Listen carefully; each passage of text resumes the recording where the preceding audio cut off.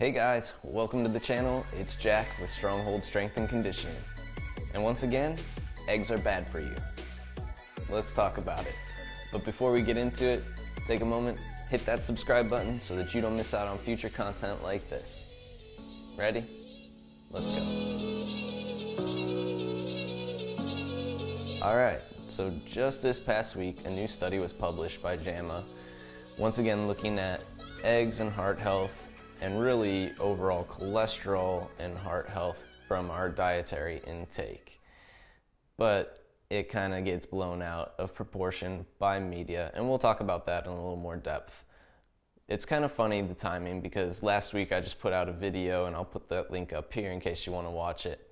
But it was talking about 3 keys to nutrition that works, and one of those was relying on science.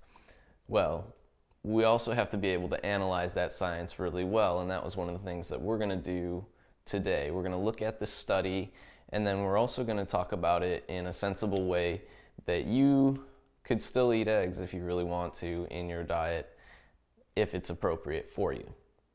So let's go ahead and get into it. So, problem number 1. The very first issue we're running into is the media itself.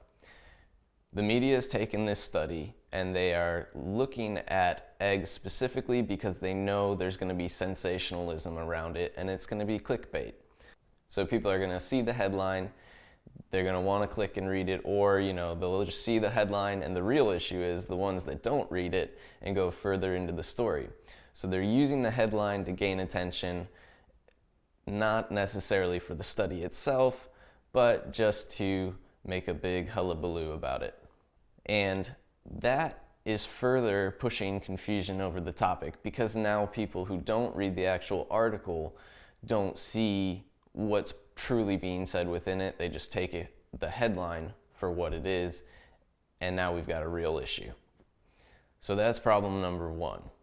If you didn't read the full articles that are being put out there, then you might really think that eggs are bad for you once again. That's not necessarily what those articles are saying. The second problem, while these articles put the focus on eggs, and there is even a little bit of a focus on eggs in the study itself, the true study is looking at overall dietary cholesterol intake. So things like shellfish, red meat, butter, you name it. Any dietary intake of excess cholesterol. The main reason the eggs are a focus is because the yolk does contain a higher amount of cholesterol compared to any other foods that we intake.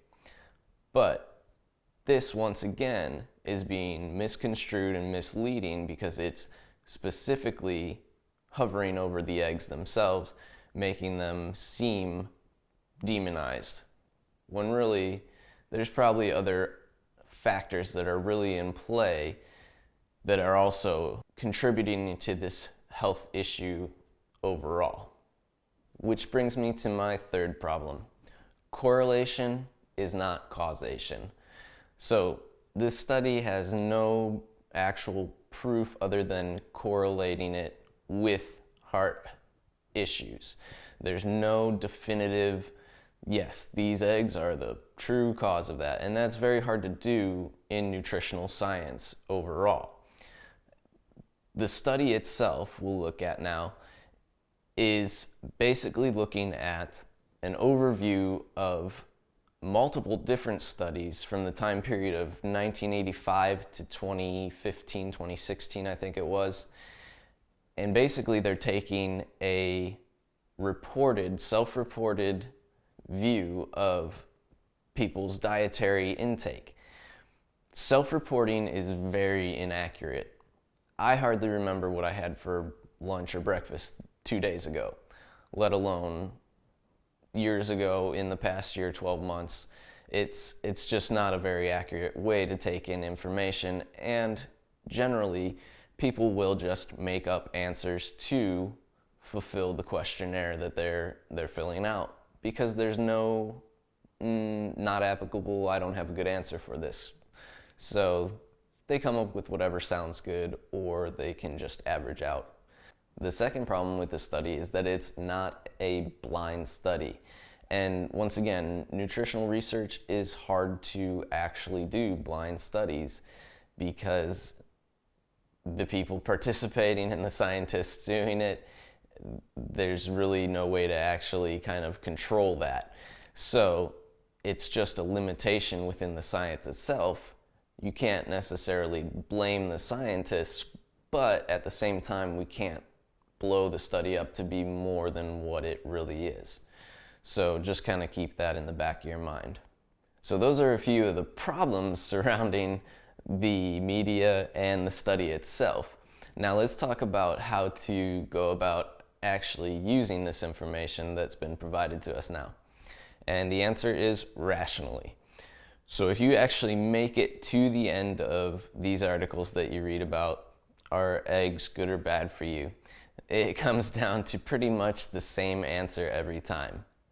Moderation is key. Okay, and you've all heard that, and it's probably no surprise to you, but moderation is key, and that's basically as good as it gets for you right now. So moderation, let's talk about that a little bit, because that might actually vary from person to person. If you know that you have a family history of heart disease or you're at risk, your moderation might look a little bit different than someone who's a little bit not at risk, let's put it that way.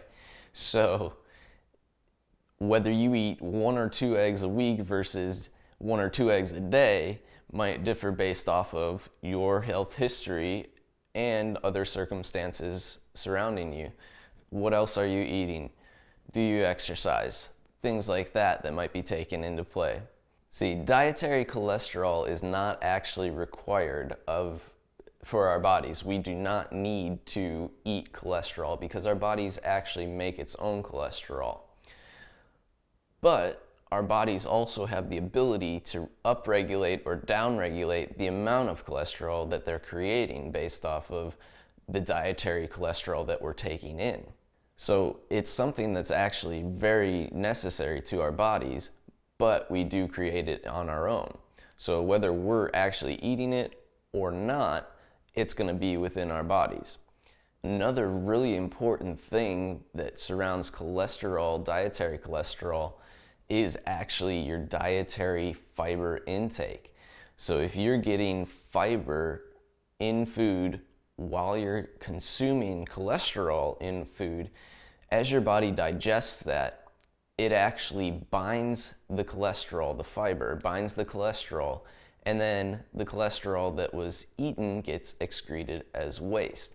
So there's a lower likelihood if you eat vegetable content or fruit and vegetable content with the cholesterol that you're taking in dietary, that it's also gonna control your overall cholesterol a lot better because most of that's getting expelled as waste anyhow. So if you do want to eat your eggs, maybe just eat a vegetable with them at the same time.